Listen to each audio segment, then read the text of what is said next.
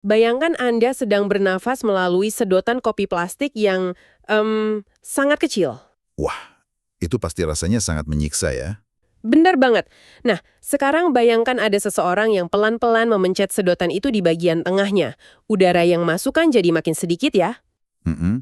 Otomatis harus narik nafas lebih kuat. Betul, dada Anda terasa berat, terus mulai terdengar bunyi lengkingan pelan gitu setiap kali udara memaksa masuk. Nah, itulah yang secara harfiah terjadi di dalam saluran nafas saat serangan asma menyerang. Dan kebanyakan orang, mungkin termasuk Anda yang sedang mendengarkan, berpikir kalau solusinya itu simple banget kan? Ya, kayak semprotkan saja inhaler, sedotannya terbuka lagi, nafas lega, dan ya sudah, masalah selesai. Padahal kenyataannya sama sekali tidak sesederhana itu. Tepat. Makanya eksplorasi kita hari ini akan membongkar fakta bahwa menyemprotkan inhaler tanpa strategi yang tepat justru bisa memperparah keadaan paru-paru Anda secara permanen. Ya, karena di dalam saluran napas itu sebenarnya ada pertarungan seluler yang sangat kompleks, dan kita butuh ilmu farmakologi yang presisi banget untuk bisa memenangkannya. Betul sekali. Jadi misi penelusuran materi kita hari ini adalah mengekstrak dokumen pedoman medis utama ya, termasuk panduan JINA dan Kementerian Kesehatan. Kita akan membedah bagaimana sebenarnya obat asma ini bekerja, perbedaannya, terus taktik dosisnya, sampai sisi gelap dari efek samping yang mengintai. Dan persepsi tentang sedotan yang dipencet tadi itu emang sering bikin orang salah paham sih. Masyarakat kan biasanya memandang asma itu cuma sekedar kondisi akut ya. Kayak insiden sesak napas yang datang terus pergi gitu aja kan? Benar, padahal pedoman medis dengan sangat jelas menunjukkan ke kita kalau asma itu adalah penyakit inflamasi kronis. Inflamasi kronis berarti peradangan menahun. Tepat, artinya ada peradangan menahun yang terus-menerus terjadi di latar belakang, bahkan saat Anda merasa napas Anda lagi baik-baik saja. Oh, wow. Jadi diam-diam tetap meradang ya? Betul. Itulah mengapa arsitektur pengobatannya tidak dirancang cuma buat melegakan gejala seketika, tapi untuk mengubah jalannya penyakit itu sendiri di masa depan. Oke, mari kita bedah ini. Kalau saya perhatikan, pola penggolongan obat dari dokumen Kemenkes dan GINA ini tuh mirip banget sama gimana kita mendesain sistem pemadam kebakaran di sebuah gedung. Analogi yang menarik. Coba gimana tuh maksudnya? Jadi gini, ada alat pemadam darurat kayak tabung merah kecil yang ada di sudut ruangan yang cuma Anda tarik pinnya dan dipakai saat api benar-benar lagi menyala di depan mata. Di pedoman ini, itu disebut obat reliever atau pereda. Ya, masuk akal. Terus? Lalu, ada material dinding tahan api yang dipasang di seluruh struktur bangunan. Tujuannya buat memastikan suhu panas itu nggak pernah berubah jadi kobaran api. Nah, itu adalah obat controller atau pengendali. Dan untuk bangunan yang sangat rentan. Ada tambahan sistem sprinkler otomatis di langit-langit yang kita sebut obat add-on atau tambahan. Gimana, pas kan? Ya, itu cara yang sangat tepat sih buat memvisualisasikannya. Pedoman medis emang membagi persenjataan ini ke dalam 3 fungsi mutlak tersebut. Jadi masing-masing punya tugas spesifik ya? Betul. Obat pereda atau reliever itu diindikasikan secara spesifik cuma untuk satu hal, yaitu menghilangkan gejala sesak napas secepat mungkin saat serangan terjadi. Atau kadang dipakai sesaat sebelum olahraga juga kan? Buat mencegah kram saluran napas. Nah, iya, benar. Mereka ini bekerja kilat, melonggarkan otot, tapi, dan ini penting banget buat Anda ingat, mereka sama sekali nggak menyentuh akar peradangannya. Ah, jadi apinya masih ada di dalam dinding. Persis. Di sisi lain, obat pengendali atau controller ini, yang tadi Anda sebut material tahan api, bekerja pada akar masalahnya. Indikasinya murni untuk meredam inflamasi kronik di saluran pernafasan. Berarti ini yang wajib dipakai rutin tiap hari ya? Wajib. Pengendali digunakan secara rutin dalam jangka panjang untuk menekan hiperaktivitas bronkus. Hiperreaktivitas itu maksudnya saluran nafasnya gampang kaget gitu. Tepat sekali. Biar saluran nafas nggak gampang menyempit pas kena debu atau udara dingin. Dan untuk obat tambahan atau add-on, ini semacam lini pertahanan terakhir. Khusus untuk kasus yang parah? Ya, dikhususkan untuk pasien dengan asma persisten atau asma berat, di mana gejalanya tetap muncul meskipun dinding tahan api atau controller dosis tinggi sudah terpasang. Wah, ini poin yang krusial banget bagi Anda yang mungkin hidup dengan asma ya. Kesalahan paling fatal yang sering terjadi itu menggunakan tabung pemadam darurat setiap hari, tapi nggak pernah ngebangun dinding tahan api. Sangat sering terjadi di lapangan. Nah, setelah tahu pembagian tugas ini, saya jadi penasaran banget nih, apa yang sebenarnya terjadi di tingkat mikroskopis? Kayak begitu kabut dari inhaler pereda itu masuk ke tenggorokan kita, apa yang terjadi? Yang menarik di sini adalah koreografi biokimia yang terjadi di dalam dinding sel saluran napas Anda. Mari kita ambil contoh. Golongan obat bronkodilator yang paling terkenal. Agonis beta 2? Ya, agonis beta 2, golongan ini ada yang kerjanya pendek, kita sebut SABA atau short acting, dan ada yang kerja panjang, itu LABA atau long acting. Oke, SABA dan LABA. Terus pas dihirup? Saat Anda menghirup SABA, molekul obat ini turun bagaikan anak kunci yang lagi nyari gembok spesifik di membran sel otot polos bronkus Anda. Nah, gembok ini namanya reseptor beta 2. Oke, anak kunci ketemu gembok beta 2.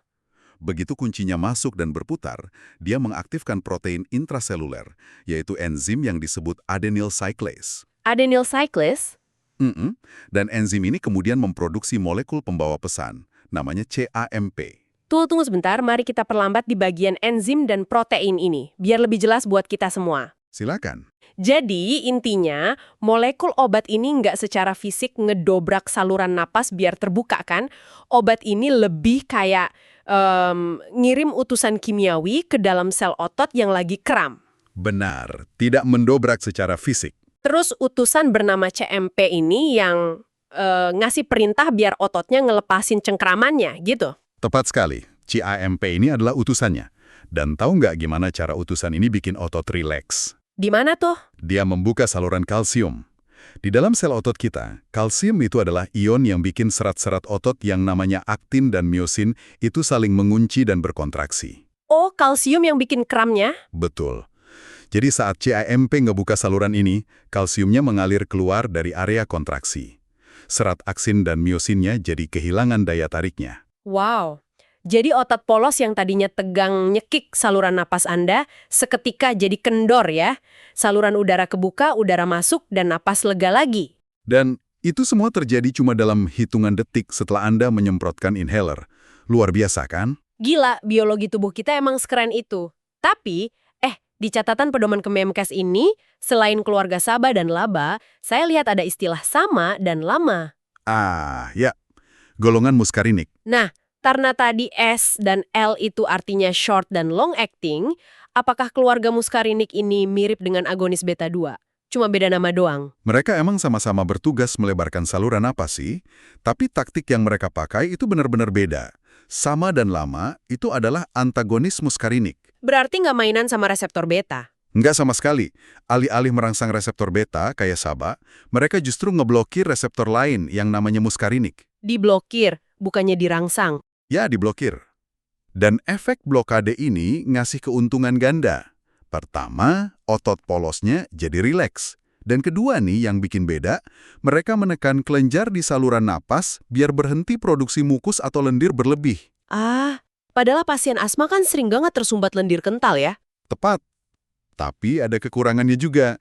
SABA ini responsnya jauh lebih lambat kalau dibandingin sama SABA. Makanya, dia biasanya cuma dijadiin senjata alternatif. Masuk akal. Jadi, bahkan buat sekedar melegakan napas saja, rute biokimianya bisa beda-beda, apalagi di dalam keluarga laba sendiri nih. Ada banyak varian. Iya, di pedoman disebutin ada perbedaan mencolok antara obat yang berakhiran terol ini. Benar banget. Molekul di dalam laba itu bereaksinya beda-beda. Contohnya bambuterol. Formulasinya itu dirancang cukup stabil buat diminum sekali sehari saja. Cuma sekali sehari? Enak juga ya? Ya, sangat kontras sama laba bentuk hirupan, kayak salmeterol dan formoterol yang umumnya harus dipakai 2 kali sehari. Tapi perhatikan baik-baik nama formoterol ini. Kenapa dengan formoterol? Formoterol ini ibarat anomali yang luar biasa menguntungkan. Biasanya, obat yang kerjanya panjang atau long acting itu butuh waktu lama buat mulai bereaksi kan? Iya, wajarnya gitu. Tapi formoterol punya onset atau waktu mulai kerja yang cepat banget. Hampir secepat SABA penyelamat. Tapi durasi kerjanya tetap panjang. bertahan seharian. Wah, karakteristik formoterol yang bisa kerja cepat sekaligus tahan lama ini pasti bakal penting banget nanti. Tapi, mari kita tahan dulu di situ. Kita balik ke si penyelamat Saba. Oke, mari. Kalau Saba secepat itu ngelepas kram otot paru, kenapa dokumen Gina terbaru yang kita baca ini justru ngelarang keras pasien asma cuma ngandalin Saba? Itu dia poin kuncinya. Dari 3 tabung Saba setahun itu adalah tanda bahaya besar. Karena Saba cuma menutup mata dari akar masalahnya. Menggunakan Saba sendirian buat asma itu ibaratnya gini. Anda minum obat penghilang rasa sakit buat gigi yang berlubang parah. Nyerinya hilang seketika ya? Ya, nyerinya hilang, tapi bakteri di dalam gigi Anda kan terus menggerogoti sarafnya, sampai akhirnya gigi itu hancur berantakan. Saya paham maksudnya. Saba melegakan otot yang kram, tapi sama sekali nggak menghentikan pembengkakan dan peradangan sel di dinding saluran napas.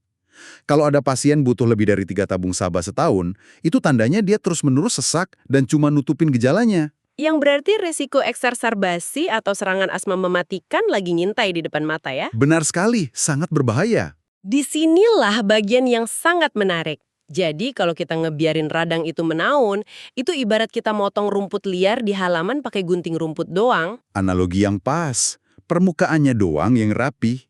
Iya, jalan napas lega. Tapi akar rumput liar itu masih nancep kuat di bawah tanah. Besoknya, kena cuaca dingin dikit, rumput liar itu langsung tumbuh lagi, nyekik tanaman lain. Betul. Berarti kita butuh sesuatu yang lebih dari sekedar gunting rumput. Kita butuh cairan pembasmi akar yang meresap ke dalam tanah dan mencegah rumput itu tumbuh lagi. Disitulah kortikosteroid masuk kan? Tepat sekali. Kortikosteroid, khususnya kortikosteroid inhalasi atau ICS, adalah pembasmi akar tersebut. Farmakodinamiknya gimana tuh? Secara farmakodinamik, ini adalah obat antiinflamasi paling kuat dan efektif yang kita punya. Cara kerjanya itu masuk jauh sampai ke tingkat genetik loh. Sebentar, sampai ke genetik? Ya, steroid menembus sel-sel radang di paru-paru dan menonaktifkan gen yang bertanggung jawab produksi molekul peradangan. Dengan matiin pabrik radang ini, kortikosteroid mencegah fenomena mengerikan yang disebut remodeling. Remodeling. Istilah ini kedengarannya kayak merenovasi rumah ya. Tapi konteksnya pasti nggak bagus ya. Sayangnya tidak bagus sama sekali. Remodeling jalan napas itu adalah perubahan struktur paru-paru secara permanen. Jadi paru-parunya berubah bentuk. Iya, kalau radang dibiarkan bertahun-tahun, dinding saluran napas Anda bakal menebal oleh jaringan parut.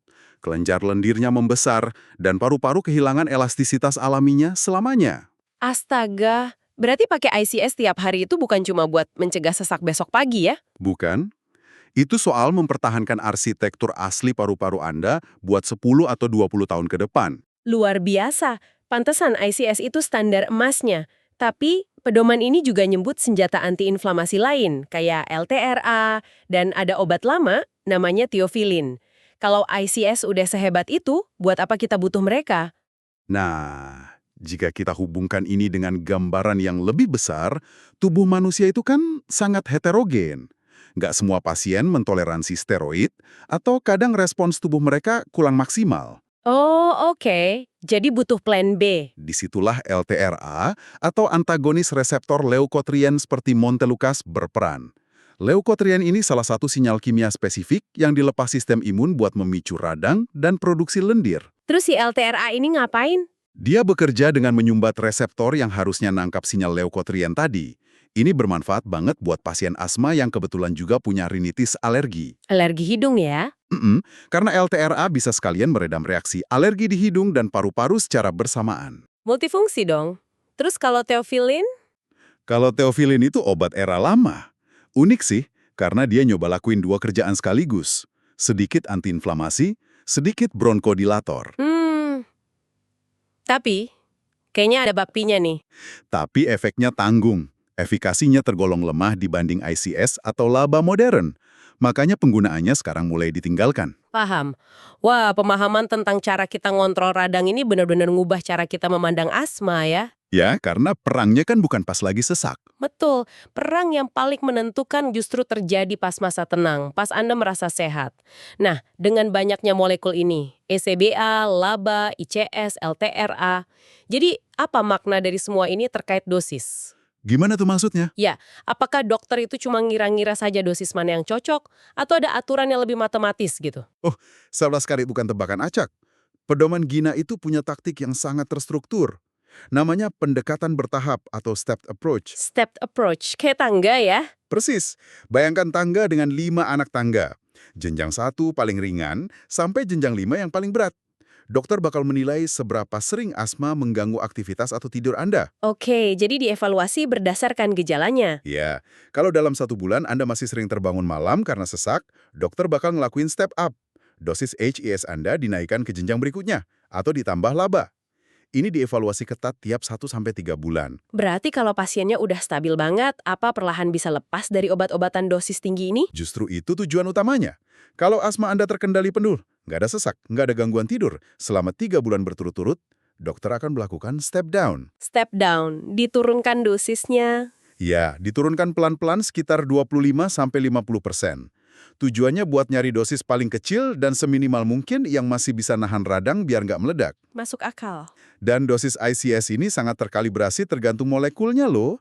Misalnya dosis tinggi untuk jenis beclometasone pada orang dewasa itu di atas 1000 mikrogram per hari. Sementara buat fluticasone angkanya beda, karena kekuatan ikatannya beda. Semuanya terukur banget ya. Tapi pas saya baca pedoman Gina terbaru, ada satu konsep yang, wah, rasanya kayak pergeseran paradigma masif. Saya tahu kemana arah pembicaraan ini. Rasanya kayak pas Apple pertama kali ngenalin iPhone yang gabungin telepon, internet, dan musik gitu loh.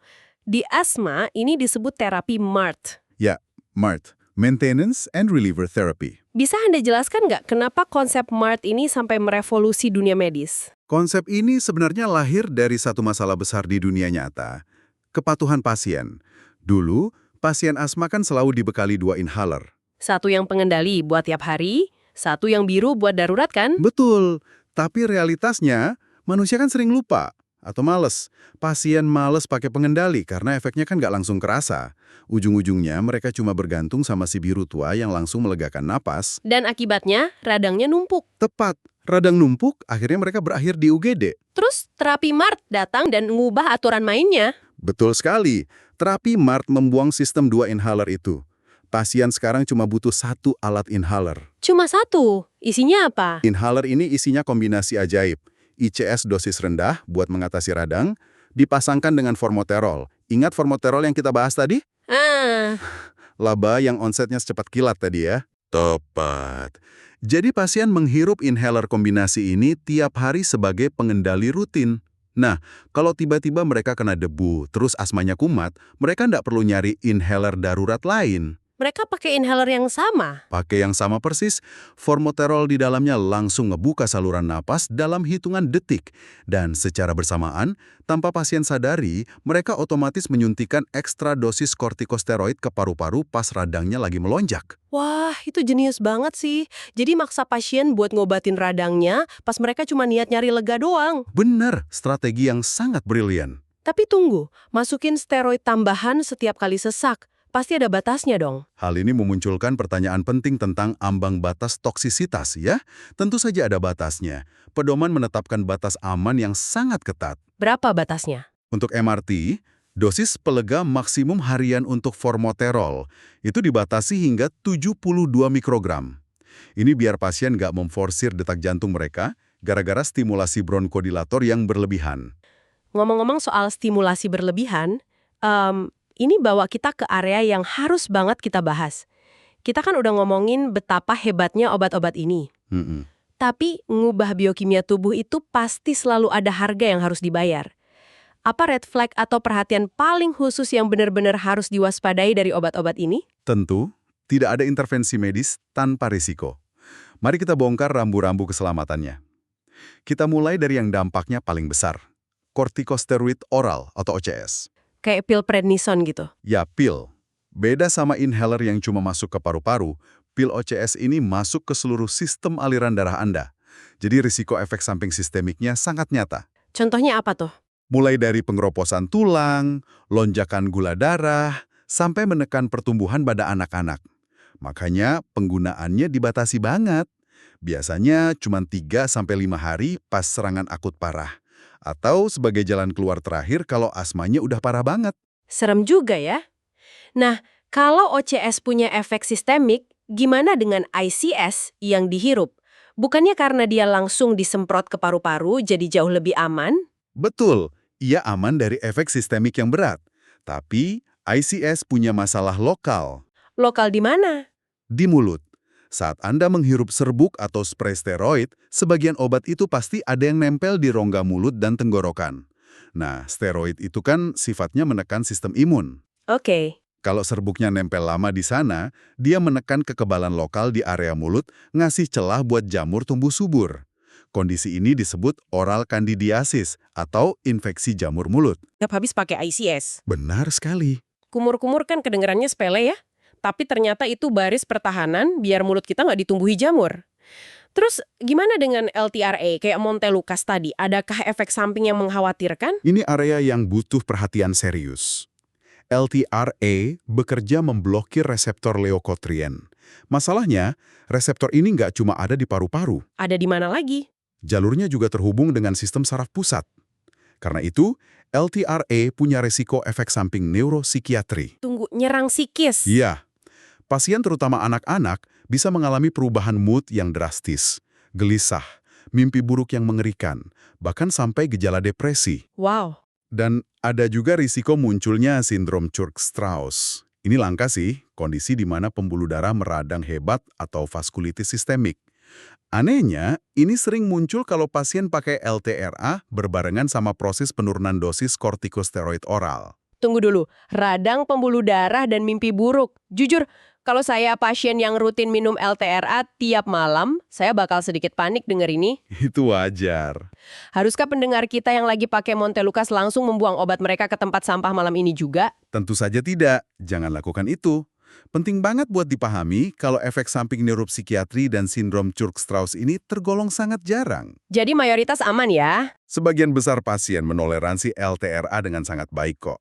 Tapi, sebagai pasien yang cerdas, Anda harus waspada. Kalau seminggu setelah minum obat, Anda atau anak Anda tiba-tiba ngalamin mimpi buruk atau perubahan perilaku, Anda tahu dong penyebabnya apa. Langsung lapor dokter? Betul, langsung lapor biar dokternya ganti taktik pengobatan. Oke, itu cukup melegakan. Kewaspadaan kuncinya. Oh ya, tadi kan Anda juga bahas teofilin. Anda pakai analogi yang cukup ngeri di catatan kita. Katanya teofilin punya indeks terapeutik sempit. Maksudnya apa sih? Gini, bayangkan Anda memarkir mobil di dalam garasi yang ukurannya cuma lebih besar beberapa sentimeter dari mobil Anda. Sempit banget dong. Ya, geser kiri dikit, mobil tergores, geser kanan dikit, nabrak dinding. Nah, seperti itulah teofilin di aliran darah Anda. Dosis yang ngasih efek menyembuhkan itu letaknya sangat-sangat dekat dengan dosis yang jadi racun. Oh, wow. Bahaya juga kalau kelebihan sedikit. Sangat bahaya. Kalau salah hitung sedikit aja, toksisitas teofilin bisa memicu kejang-kejang sampai aritmia jantung yang mengancam nyawa. Makanya pedoman sekarang sangat tidak menyarankan penggunaannya, terutama buat anak-anak. Ngeri juga ya. Hal senada juga berlaku untuk SAB oral atau tablet loh. Memaksa obat pereda masuk lewat lambung itu justru bikin jantung berdebar keras dan tangan tremor hebat. Padahal onsetnya buat melegakan paru-paru malah lambat banget. Sangat tidak dianjurkan. Nah, ngebahas soal efek samping ini bawa saya ke satu kelompok pendengar yang mungkin paling cemas kalau harus minum obat resep. Ibu hamil. Ah ya, kasus kehamilan. Di masyarakat kan ada stigma kuat ya, kalau pakai inhaler steroid atau bronkodilator pas hamil, itu bakal bikin bayi cacat atau bahaya buat janin. Apa pedoman medis kita sejalan dengan ketakutan ini? Ini emang dilema klasik. Tapi mari kita luruskan dengan tegas berdasarkan data medis. Penggunaan ICS dan SABA itu terbukti sangat aman selama masa kehamilan. Terbukti aman ya? Aman. Justru, yang sangat membahayakan nyawa janin itu kalau ibunya nolak minum obat gara-gara takut. Loh, kenapa gitu? Karena janin itu sepenuhnya bergantung pada pasokan oksigen dari darah ibu kan? Heeh, benar. Saat ibu ngebiarin asmanya kambuh dan saluran napasnya menyempit, pasokan oksigen ke rahim kan otomatis terpotong. Asma yang tidak terkontrol itu secara signifikan ningkatin resiko bayi lahir prematur, pertumbuhan terhambat, bahkan kematian perinatal. Poin yang sangat kuat.